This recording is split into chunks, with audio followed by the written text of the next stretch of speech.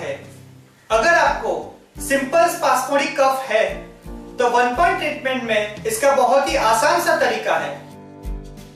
1 point treatment में simple spasmodic कफ के लिए आपको बियोल मैग्नेट लेना है जिसके 2 साइड है, येलो और व्हाइट, और आपके हाथ के बैक साइड के GV11 पॉइंट पे मैग्नेट का व्हाइट साइड सर्जिकल टेप से स्टिक करना है और येलो साइड आपकी तरफ रहेगा। सर्जिकल टेप आपको पास के मेडिकल स्टोर से मिल जाएगा। बियोल मैग्नेट और चार्ट ऑर्डर करने के लिए हमारे वीडियो डिस्क्रिप्शन में डिटेल्स देखिए। हमारे और भी वीडियोस देखने के लिए लॉग ऑन कीजिए www.lionsactiontv.com। हमारे YouTube चैनल सब्सक्राइब कीजिए। धन्यवाद।